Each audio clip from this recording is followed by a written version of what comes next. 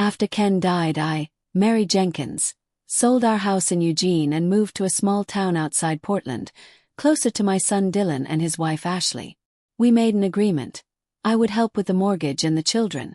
I'd already invested nearly $300,000 into their new house, and in return I could live in the small guest suite out back. First it looked like family life. Sunday dinners with roast chicken and candlelight. Grocery trips where we compared prices on peaches. Soft talk about the future, the children's schooling, Christmas plans, maybe a summer trip. I told myself I was lucky. I told myself this was where I belonged. Then one evening over dinner, meatloaf, green beans, a bottle of red breathing on the table, Ashley set down her fork. She tilted her head the way she did when she wanted her words to land. You should be grateful you've got us, Mary. If you were on your own, you'd die penniless. She smiled. Not a warm smile, the kind that can be mistaken for one if you don't look too closely. I laughed as if she'd made a joke and passed her the salt. My hands were steady, my voice was even. But somewhere under my ribs, something cold shifted and stayed there. I didn't know it yet, but that was the first crack. The first sign that in their eyes, I wasn't a mother anymore. I was an asset. Started with the keys. One afternoon I came in from the garden and found my key ring on the hall table, lighter by 2 brass teeth. Ashley was at the counter, measuring flour the way a nurse counts pills. We made a copy for the sitter, she said, still tapping the bag. And kept one here, just in case. You know, safety. The keys to the main house were gone. I turned the ring in my palm like a coin. Of course, I said. Safety. After that, my things learned to move without me. The blue mug with the hairline crack vanished, then appeared in the garage on top of the paint cans. My wool throw migrated from my chair to the dog bed. Ken's photo, one of him squinting into Oregon sun, slid lower each week on the shelf, as if gravity had grown partisan. They stopped thanking me for babysitting. Schedules simply appeared on the fridge, color blocks that assumed my days. The 4 o'clock pickup became mine by default. The 7 a.m. cereal, mine. The "can you just" multiplied. Can you just run to the pharmacy? Can you just wait for the plumber? Can you just sign here? A polite empire of errands. My name learned to live at the end of sentences like garnish. Thanks, Mary. Right, Mary. You understand, Mary. I learned to nod like punctuation. When I offered to pay for their kitchen renovation, I did it the way you set down a coat over a puddle for someone else to cross. I can cover the counters, I said. It'll brighten the room. Ashley didn't look up from her phone. Just don't spend too much, she said, smiling. You're not exactly good with money. I placed the brochure under the salt shaker and smoothed its edge with my thumb. I thought of the $300,000 already sunk into their foundation, the coupons I peeled during the thin years of Ken's chemotherapy, the way we learned to make soup from bones and peelings. I thought of how quiet thrift can be, and how easily it is mistaken for ignorance. On the deck that evening the kids were loud with crayons. Dylan stepped outside to take a call. I watered the basil and heard the laugh I remembered from his little league years. Light, unburdened. Mom's basically a pension fund, he said into the phone. Except she doesn't ask for payouts. I tipped the watering can until the soil went dark and a thin river ran along the board seam. When I came back in, Ashley asked whether I'd overwatered. The plant was thirsty, I said. I rinsed the can and set it to dry, mouth down. My mail began arriving opened. I thought it was a bill, Ashley would say, folding the envelope with careful fingers. My sugar jar filled with stevia packets I didn't buy. The grocery list gained items I hadn't written in my handwriting. Almond milk, imported olives, a magazine subscription. I paid without ceremony. Politeness eroded into efficiency. I moved your winter coats to the shed. More space in your closet, Ashley said, already walking away. My coats came back smelling like cut grass. In the basket by my door, my gloves had been consolidated into a single mateless pair. The children were simpler. They wanted snacks and stories and the blue blanket. They slid into my side and fell asleep breathing crayon and sunblock and pennies. A grandmother's work is clear. You give time. It comes back as sleep and sticky kisses. It was the adult exchange I kept fumbling, this quiet conversion of gratitude into leverage. At church, women told me it must be lovely living close to family. Convenient, I said, which was true and didn't bruise. Convenience is a form of love that doesn't leave a mark. I started walking at dawn before the house remembered me. Past the alder trees and cattails, past the retention pond and the bench with a brass plate. For Sharon, who loved this view. I came back, brewed coffee in the dented kettle, and sat at my small table tracing the circle of a water ring with my finger until the stain almost disappeared. Never did. Small things gathered like lint. My checkbook migrated to a drawer I didn't use. The bowl where I kept coins became a Canadian quarter and 2 buttons. A sweatshirt I favored turned up in a donation bag by the door. It doesn't fit, Ashley said brightly. It'll have a second life. One afternoon a contractor came to measure the kitchen. Ashley narrated a life with no crumbs. Waterfall edge. Pot filler. Herringbone backsplash. Dylan says we should wait, but Mary said she'd cover it. She said my name like a grant with automatic renewal. When the contractor left, Dylan put a hand on my shoulder, gentle, the way he did when he wanted a ride to practice. It's easier if you let her handle the details, he said. You don't really have an eye for this stuff. I almost laughed. An eye is only a muscle trained on what you can afford. I had trained mine on coupons, thrift stores, careful mending. Beauty snuck in anyway, in clean floors and lemon oil on wood, in the neat fold of towels at day's end. I began to keep a little list in the margin of the grocery pad. Not numbers, nouns. Is, photo, mill, words like stitches, holding a tear I didn't intend to show. At dinner, Ashley corrected how I cut carrots. Bias cut is prettier, she said. We're trying to elevate the plate. I turned the knife and did it her way. Elevated carrots taste like carrots. They took away my keys to the main house. Just in case. My belongings were moved without asking. When I reminded myself I wasn't a guest, I said it quietly, as if I could keep the truth from startling. They stopped thanking me for babysitting. Gratitude lived in the air, thin as steam. It rose and vanished. In the evenings I could hear the house exhale after bedtime. The soft tick of cooling metal, the dryer's throat clearing, the little hush before the ice maker sighed in the dark. I lay still and remembered other nights, other breaths. Ken's slowing, the monitor's green line stepping down its staircase. I learned then how to count so the body kept its peace. 4 in, 4 out. A nurse taught me once. And the breath remembers what the mind forgets. The first time I said no, it was small. I can't do the Costco run this week, I told Ashley. Doctor's appointment. There was a pause, the faintest recalculation, and then the smile. Oh, bae. We'll figure it out. Later a text. Could you at least order online? Typed yes. My no became a hole they paved over in silence. Ashley liked to leave her books on my table, as if I needed a curriculum. Boundaries for blended families. Decluttering sentimental items. The titles were gentle as hammers. I moved them to the edge, then to the shelf, then back when she looked for them with a sigh. When I offered to pay the plumber, "The tub's slow, the kids can't bathe in rust," she had said. I wrote the check in my careful hand. Ashley watched me sign. "You should let us automate things," she murmured. "You get overwhelmed." "I'm managing," I said. She tilted her head. For now. One evening I found my address book under a stack of catalogs, a sticky note on top. Updated for you. Several numbers were crossed out in someone else's pen. Few names were gone entirely. People are easy to erase on paper. I kept moving gently inside their days. A gray finch in another bird's nest. I cleaned up the dried cereal rings from the high chair, lined up shoes by the door, learned which light bulbs they preferred. Quiet economy of usefulness. "Mary," Ashley said one Saturday, circling backsplash options in a magazine with a pen the color of money. "If we do the kitchen now, we'll save on labor before the holidays. You could help.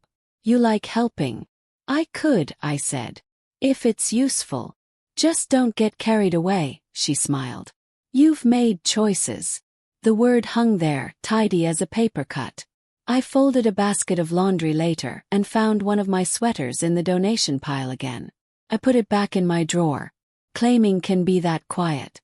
That night, through the open window, Dylan's voice again. No, it's fine. Like I said, Mom's basically a pension fund, except she doesn't ask for payouts. He laughed softly. Perks of being the good son, I guess. I stood still in the dark and let the sentence finish all the way to its period. I didn't interrupt it with a memory of him at 7, shoelaces undone, holding up a dandelion clock and calling it a wish. I didn't amend it with the years I worked double shifts, the way Ken and I counted quarters on the kitchen table for his baseball cleats. I let his sentence sit where he put it. The next morning, I found a glass canister labeled sugar on my shelf. Inside stevia. I spooned it into my coffee anyway. Sweetness is sweetness, I told myself. But it isn't. On Tuesday, my pill organizer was refilled and rearranged. I streamlined your supplements, Ashley said. You were taking too much magnesium. I touched the cold dots of pills under plastic and nodded. I am old enough to know that later is where apologies go to gather dust. I learned the house's map of permissions. Which doors opened, which stayed locked. Which questions brought the smile, which brought the tilt of the head.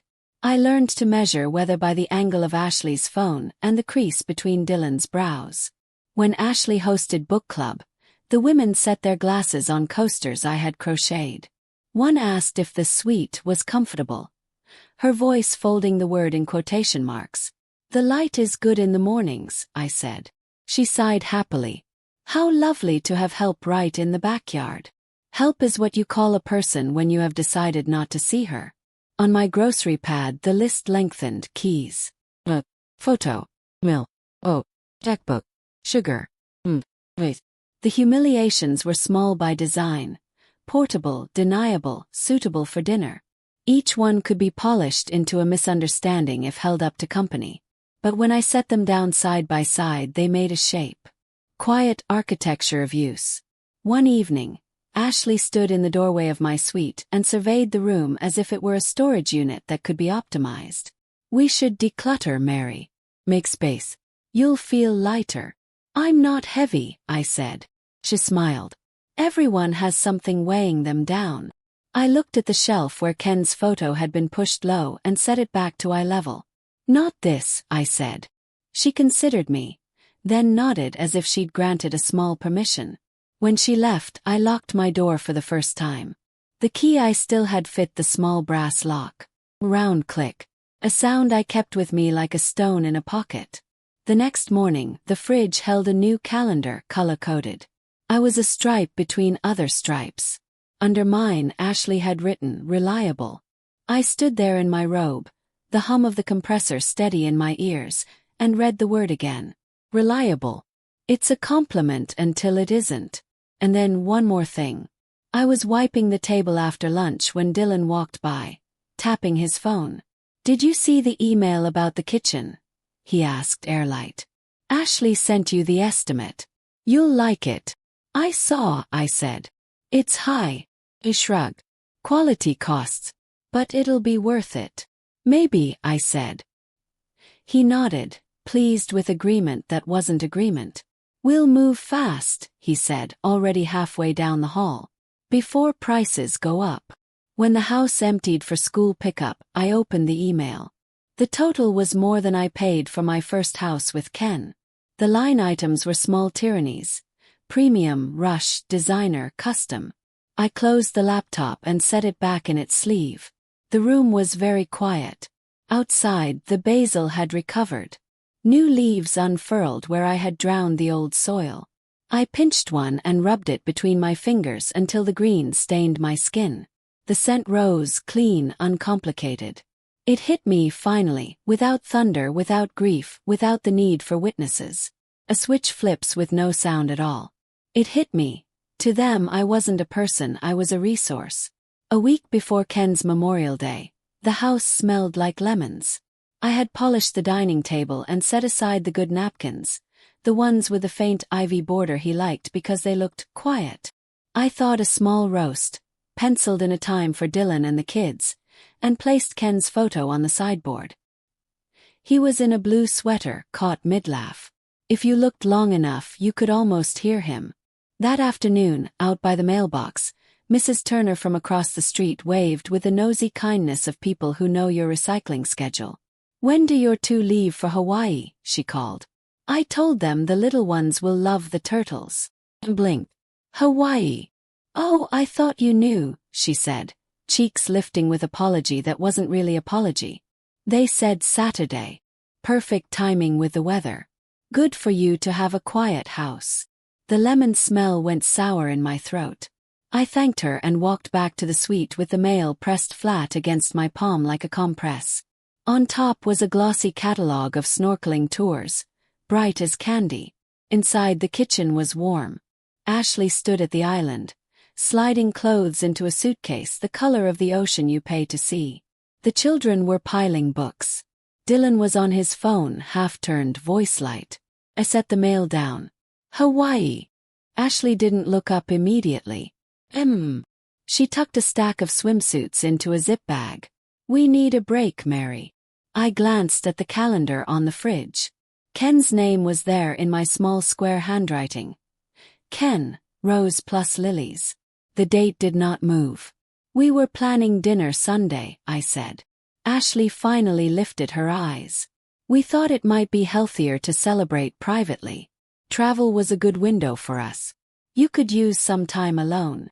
There was no malice in her voice. That was the clever part. The sentence lay on the counter between us the way you lay down a towel before you set down a hot pan. Protective, practical, already done. I nodded once, as if inventorying supplies. "When do you go?" "Saturday," she said. "Dylan's friend got us a deal. And there's a sitter lined up for the dog, so you won't have to worry." She zipped the bag closed. The sound was final, a neat seam stitched across my plans. Dylan ended his call and kissed the top of his daughter's head. "Flight's at 10:15, he said to the room. "We'll Uber at 7. He looked at me then, quick, a graze of eye contact that said he knew and would rather not. "We'll FaceTime from the beach," he added, and then, because he couldn't help himself, "You'll love seeing the kids with the ocean." I smiled the way you do when you bite your tongue. Of course. No one mentioned Ken. No one said Sunday. The roast was still thawing on the lower shelf, sweating into its wrap. I reached up and straightened the photo frame on the sideboard with one finger and left it crooked. When I turned to go back to the suite, Ashley's voice followed, bright. "Oh, and I put a little list on your door. Small things that would help while we're out. Only if you're up for it." The list was held by blue painter's tape. Water the basil. Launder the guest sheets. Sign for a package. Bring in the mail. Feed the sourdough starter on Tuesday. Underneath the list someone, Ashley, from the roundness of the letters, had drawn a small smiley face. It looked like a button sewn onto the fabric of the day so it wouldn't fall apart. I took the list down, folded it into fourths, and slipped it under the magnet with Ken's church photo. He wore a tie in that one, the knot slightly off-center, the way it always was when I wasn't the one to fix it. That night I roasted the meat anyway. I mashed the potatoes smooth. I set a place for him in my suite and lit the short candle that smelled like moss. The flame was steady. I ate slowly the way the bereaved learn to eat. Bite, breathe, swallow, breathe. Outside, laughter spilled from the main house. The bright, anticipatory kind that comes with packing. Zippers. Plastic clicking. The delicate applause of folded clothes meeting a suitcase. I washed my dish and left the candle to burn itself small. On the counter, the lemons sat in a white bowl. I lifted one to my face and inhaled. Smelled clean. Did not fix anything. In the morning, I found a stack of travel documents under a rubber band, half slid into the kitchen drawer. The resort's name was printed in a font that tried very hard. In a corner I saw the list of guests. My eyes learned the names the way eyes learn road signs you do not intend to take. There was Ashley's sister. Her parents. The children. Dylan. 8 in total. There was no ninth. I slid the papers back where I'd found them and wiped my fingertips on a towel, as if ink could stain. At the store, the cashier asked whether I was headed anywhere warm. I looked at my cardigan, at the rain on the glass, at the plastic bag of lilies I had ordered for Sunday. Just home, I said. Friday night the children asked me if turtles sleep. I said yes, and showed them how to tuck their hands like flippers under a quilt. They liked the thought of floating while resting. I did too. Before dawn on Saturday, I heard the house come alive like a bird startled. Drawers opened and shut. Suitcases rolled, soft thunder on carpet. A whisper, a shoe, the hush of excitement people try to keep kind. Car door sighed. Another. By the time the sky began to blue, the driveway was empty. The basil leaves were beaded with cold. In the kitchen, the list under my magnet waited with its little smile. I made coffee. Sep. I looked at the lilies in their sleeve and thought about stems that drink in the dark and open when no one is watching. Around 11, Mrs. Turner texted. Have a safe flight. She must have sent it to a group she assumed included me. The message floated on my screen like a balloon I had not been invited to hold. At noon, the first photo arrived on the family thread. 2 small faces masked by plastic leis the color of sherbet, the ocean behind them an improbable blue. Ashley's caption had a heart. Dylan added a wave. No one tagged me. The phone, doing what it was made to do, lit up my small room. Put the phone face down. I took the roast from the fridge and sliced it cold. I made a sandwich I could not taste. And then, without thinking, I opened Ken's desk. I don't know what I was looking for. A program from his service. An old letter. An instruction I had missed. The drawer smelled faintly of pencil shavings and old oil, the way his hands used to smell after he fixed the mower. Under a neat rubber band. Envelopes, receipts. A manual for a radio he never bought. And at the back, a small flash drive with a label I recognized in his blocky print. 4M. I held it between forefinger and thumb like a thorn I was deciding whether to pull. The metal was cold. I do not rush toward revelations. I have learned that truth waits, and it doesn't change when you pause to breathe. Still, my hands were not entirely steady as I slid the drive into my old laptop. A single file opened.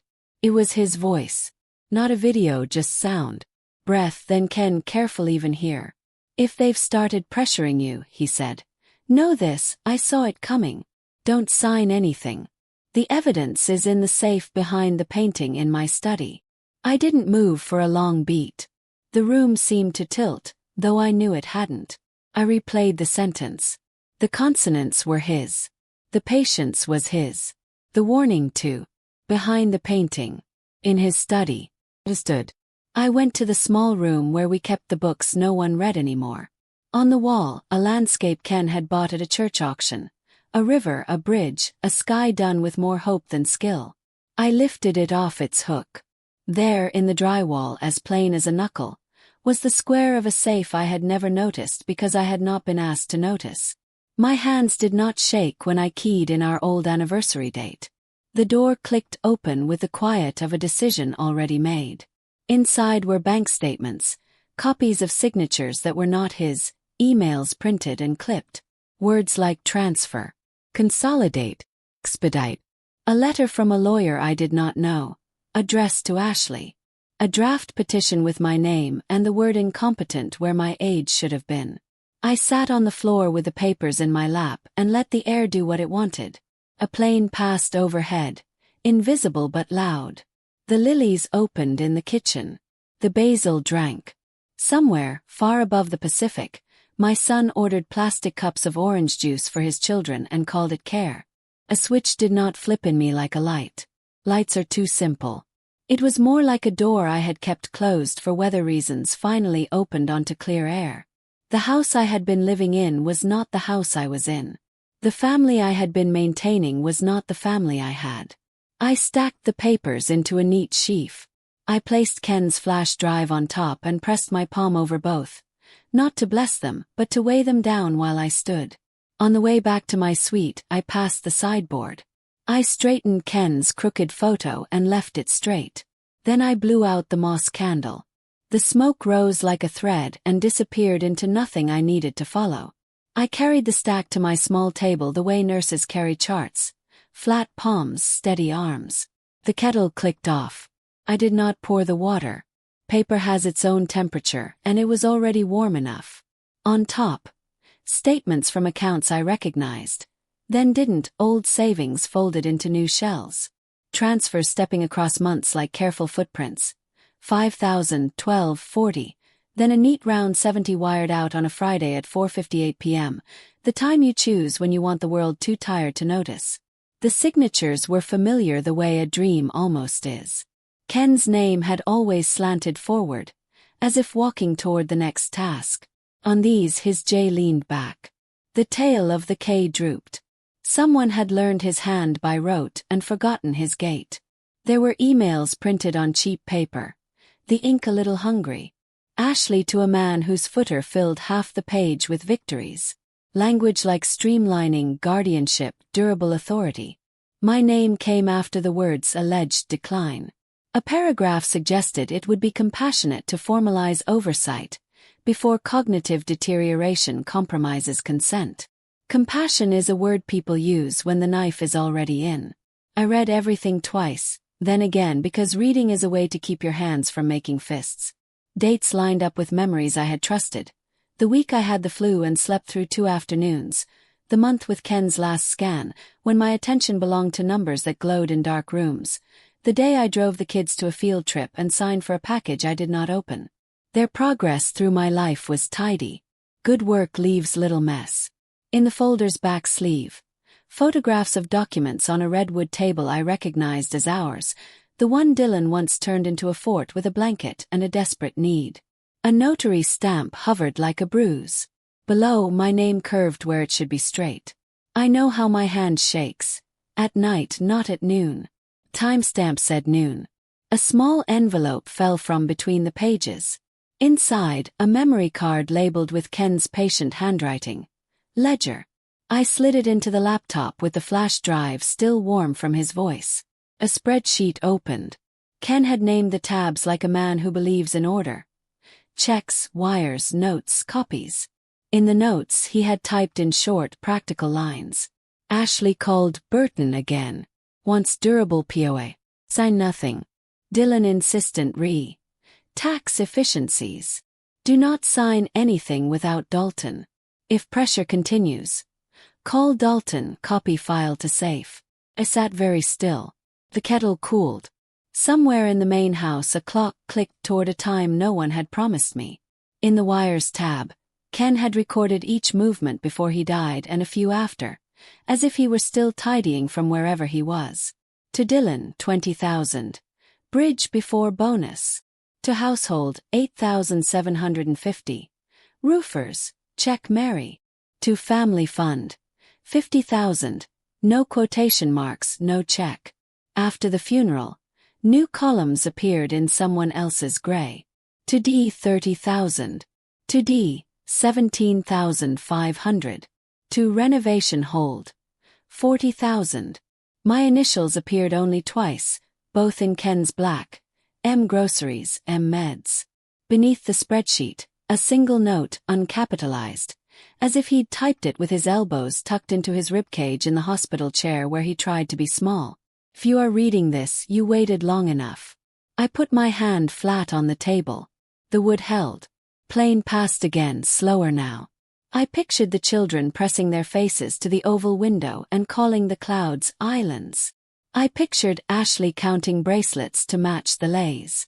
In the safe, beneath the papers, lay a small blue notebook with a rubber band. It was Ken's habit book, the one he kept in his shirt pocket with measurements and part numbers and the kind of reminders that add up to care. He had written my name on the first page. The pages that followed were brief, dated, patient. Spoke to A about Mary's suite. She wants to repurpose. Noted. D says we'll handle the bills. Asked for signatures. Declined. Mary worried about being a burden. Told her never. Met Dalton. Will revise will. Insert clause re. Undue influence. Explain later. Saw A texting Burton. Tone brisk. File name. Poem final. Call Dalton Monday. The entries ended 2 weeks before he died. On the last page, an address for a P.O. box and a single line. Copies there. I went to the kitchen and poured the kettle over an old tea bag. The water had cooled too much to earn the leaf's respect. Tasted like absinthe. I drank it anyway. On the counter the lilies had opened, white throats soft and certain. I trimmed their stems and changed their water because small rituals remind the hands what decency feels like. On the fridge, the calendar remained plain. Ken, rose plus lilies, and below our square Ashley's cheerful stripes. Reliable. I carried the files back to the safe, then stopped.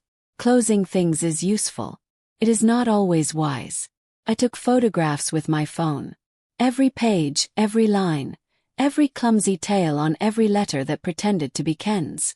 I backed the photos up 3 ways. The way Ken taught me when we pictured loss as a hard drive dying, not a heart. In the afternoon I walked to the retention pond. The crows were loud, black punctuation on a sky that couldn't decide. I sat on Sharon's bench and read the lawyer's letter again. Phrases tried to strip me into a category. Diminished capacity, assistance in daily living, concern for welfare. I thought of everything I still do quietly. Drive at night, balance a checkbook in my head, remember the names of all the nurses on Ken's last floor. I thought of the way Ashley had moved my coats to the shed and called it space. A boy on a scooter skidded, righted himself, rode on. The water carried the wind without complaint. Back home, I set the notebook beside Ken's church photo. I could almost hear him saying, "Let's make a list." So I did. People to call, Dalton. Bank manager. The title office that still sends me holiday magnets shaped like houses. Things to secure. Accounts, keys, the documents that make a life legible to offices. Places to search. Ken's P.O. box. The study drawers where I never looked because I trusted the person who did. When the sun tipped low, shadows cut the kitchen tile into trapezoids. I stood inside one and tested the feeling of being in a shape someone else did not draw. Fit. The family thread bloomed again. A sunset over water that looked brushed on. The children's hair lifted by salt wind. Ashley's shoulder bare bronze. Dylan's feet in sand. No one asked how the lilies looked on Sunday. I lightened my phone and set it face down. In the evening I took the flash drive back out and played Ken's voice again. "If they've started pressuring you," he said, "know this, I saw it coming. Don't sign anything. The evidence is in the safe behind the painting in my study." He did not say I'm sorry. He did not need to. Care and apology are cousins. They visit together. I opened the blue notebook to the entry about Dalton and the clause. I did not know what the clause was yet. I knew I would learn. Knowledge has its own patience. I folded the rubber band back around the cover, as if fastening a coat on a child. In bed, I read the emails a final time and noticed something I had missed. A draft petition date set for the week of our planned memorial dinner. Their timing was elegant in the way a trap is. Distract the animal with food. Close the door quietly. Slept. When the house woke me, the heater sighing, the refrigerator taking its small breath, I turned onto my side and laid a hand on the wall. Paint was cool. I said in the quiet to no one who required proof. I see it. In the morning I made a second list. Not for them. For me. Bare key, who has it? Online banking, change passwords. Autopays, cancel, reroute. Safe, temporary place elsewhere. P.O. box, retrieve contents. Dalton, call at 9. I numbered the lines as if numbers could stitch up a life. Sometimes they can. Before 9, I took the painting down again and opened the safe once more, to be sure the facts had not grown shy overnight. They hadn't. Paper is bold when it knows it is right. I slid Ken's ledger into my bag, tucked beneath a cardigan no one else likes. I locked my suite. The round click sounded like intention. Outside, the basil was flattened by a night chill and still smelled forgiving. I pinched 2 leaves from my pocket. People bring luck charms to courtrooms. I bring green. On my way to the car, I passed the window where Ashley had taped the smiley-faced list. It still asked for sourdough feedings and parcel signatures. I left it there. Let the paper imagine it was being helpful. At the corner, Mrs. Turner waved from her mailbox. "Did they land?" she called. "I imagine they did," I said. "Lucky ducks," she said, and then lower as if confiding. "You know families. Always a lot beneath the surface." "Like ponds," I said. She laughed. "Exactly." I drove toward town, careful at the yellow lights, patient with the pedestrians who believed in right-of-way. I did not hurry. Haste answers to someone else's clock. I was learning to use mine. At a red light, I looked at my hands on the steering wheel. The map of veins, the pale moons of nails, the skin like paper you folded twice and then smoothed. These hands have wiped fevers, signed checks, folded flags, held tulips, scraped plates, pressed lids onto jars until they sealed. These hands can open a safe. They can dial a number. They can hold a pen and write a name that is mine. I turned left toward Dalton's office, the basil scent rising faint and clean from my pocket, and the truth sitting in the passenger seat like luggage. I was finally ready to declare. I didn't confront them. Confrontation is noise, and noise draws battle lines too soon. Instead, I called Dalton.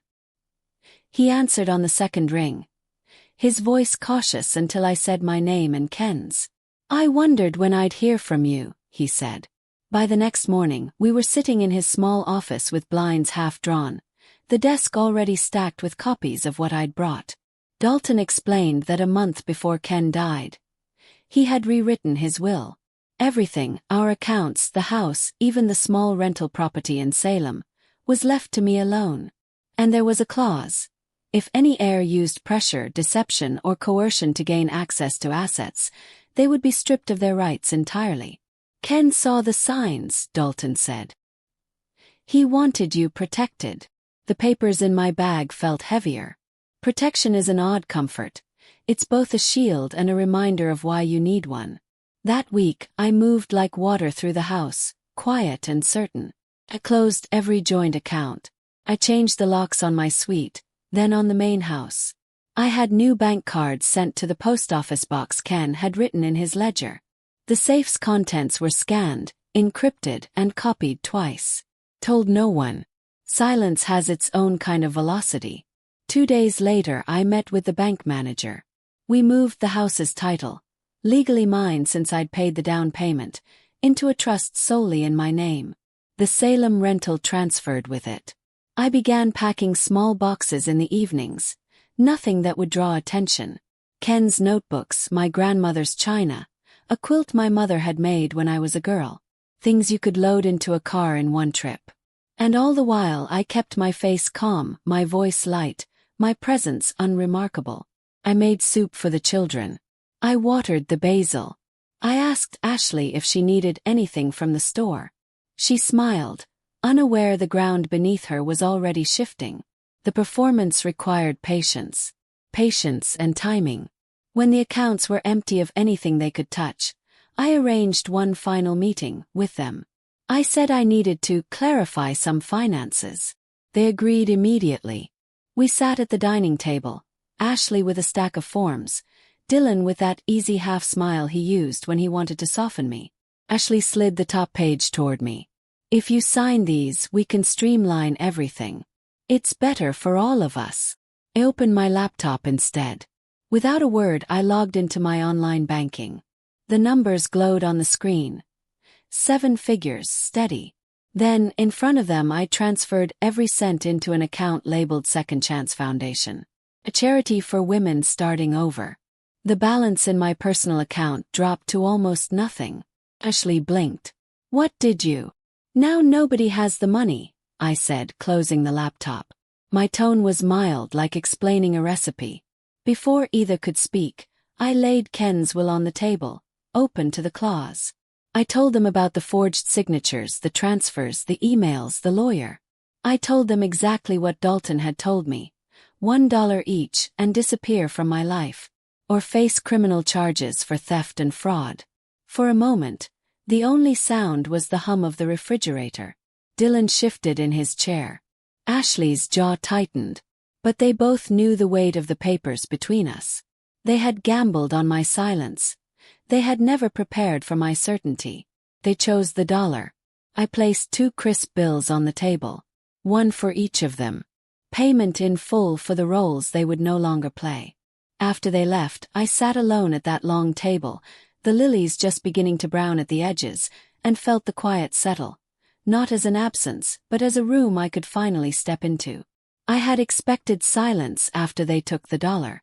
Instead, the calls began the next morning. At first Dylan's number lit the phone, then Ashley's, then unknown. Each message was a small performance. Dylan's low, almost pleading, Ashley's brisk and clipped. I didn't answer. I made coffee and drank it on the porch while the basil warmed in the sun. By noon, Ashley arrived at the suite door. She didn't knock so much as press her nails against the wood in a steady, impatient tap. "We need to talk," she said when I opened it. They were both there. Ashley standing, Dylan hovering behind her. She held a fresh stack of papers. "The foundation thing. Cute. But this is serious. You'll die penniless. Give the money to us. We'll put it to use." I sat down at my table, motioned for them to sit, and opened the laptop again. "There's nothing left to give," I said, turning the screen toward them. The balance glowed 0. Ashley's mouth opened, then closed. Dylan's eyes darted between me and the screen as if searching for an angle. "You're being irrational," Ashley said finally. "You're not thinking long-term." "I'm thinking further ahead than you," I said. My voice was even, almost gentle. "Ken did too. He made sure the will stripped any heir of rights if they used pressure or deception. That clause. It's enforceable. And I have evidence." I slid a folder across the table. The copies Dalton had made, neat and chronological. Forged signatures. Transfer records. The emails about having me declared incompetent. Ashley's hand twitched toward the folder, then stopped. "You wouldn't." "I already have," I said. The refrigerator hummed. Outside a bird called once, then again. Dylan rubbed his forehead. "We're family, Mom. You don't air things like this." "You aired them first," I said. For a moment, all 3 of us sat in the quiet. The weight of what they'd lost hung between us. Not just the money, but the assumption of my compliance. "You can take the dollar," I said finally. "Or you can take your chances with the DA." Ashley's chair scraped back. "Come on, Dylan." She didn't look at me as they left. I waited until I heard the car pull away before I closed the laptop. The lilies in the vase were wilting, edges curling in on themselves. I carried them to the sink, trimmed the stems, and gave them fresh water. That night, another call came. This one from a number I didn't recognize. A man's voice smooth. "Ms. Jenkins. I represent your son and daughter-in-law. We'd like to resolve this amicably." "It's already resolved," I said and hung up. The next day, I had the house's locks changed. Every door, every window. I returned their garage remote by mail with no note inside. They tried once more. A letter slid under my suite door, written in Ashley's careful print. It began with "We love you" and ended with "Think of the children." Between those lines was a request to revisit the distribution of assets. I folded the letter and placed it in the same drawer as Ken's ledger. Not because it mattered, but because I wanted the record. After that, they stopped coming to the suite. I saw them only at a distance, getting into their car, carrying grocery bags, her hair catching the light. We did not wave. It was a strange kind of peace, edged with finality. I knew it wouldn't last, but I didn't need it to. What I needed was already mine. My autonomy, my proof, my choice. In the evenings, I sat on the porch with the lamp off, watching the shape of the hills dissolve into the dark. The basil leaves were almost gone for the season. I picked one, rolled it between my fingers, and thought how quickly the green scent fades once released. Some things once freed don't come back. The realtor's office smelled faintly of lemon polish and new carpet. Hugo Prescott still had the same thick silver hair and tailored suit he'd worn the last time Owen and I saw him, though he was a little slower standing up to greet me. "Rose," he said warmly, shaking my hand. "I heard from Iris you might be thinking of a change." I sat across from him, my folder resting on my lap. I'm ready to sell, I said simply. Both the house and the beach place. Quietly. We talked numbers, timelines, paperwork. He didn't try to talk me out of it. By the time I left, the for sale photos were scheduled for next week. I went home and began the first deliberate purge of my life. Photographs I wanted to keep went into one box, everything else into another labeled estate sale. I didn't rush. Every picture frame I dusted, every drawer I emptied, felt less like loss and more like untying a knot. 2 weeks later, Lionel called.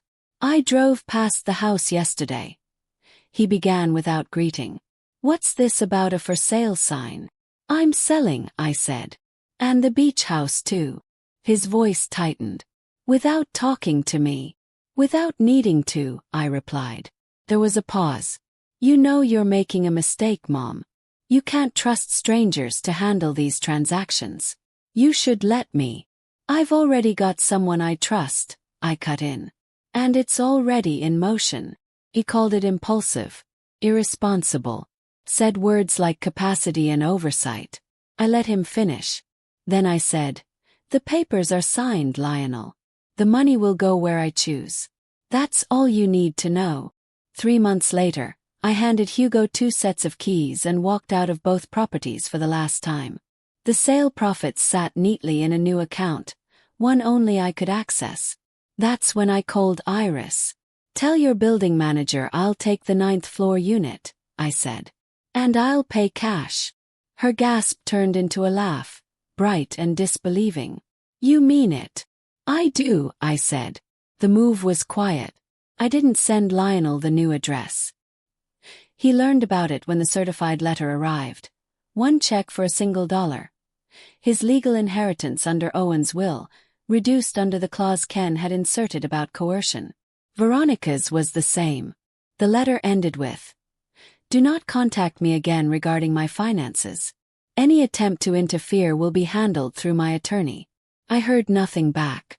Now most mornings I have coffee on my new terrace overlooking the park. Iris and Faye drop by without warning. Sometimes Brad joins us after work, tracking sawdust into the kitchen. There is always laughter here. My old life, the creaking house, the constant undercurrent of scrutiny, feels far away, like a story I once heard about someone else. One evening, as the sun turned the windows gold, Faye asked if I missed my big old castle. Not at all, I said. Castles are for defending. I'd rather have a home. She nodded, satisfied, and went back to her puzzle. Later, I stood alone on the terrace, listening to the low hum of the city, the scent of irises, potted jasmine drifting in the air. Somewhere far away, my son might still be wondering how I could just step away. But that's the thing he never understood. I wasn't stepping away. I was stepping out. And I have no intention of going back.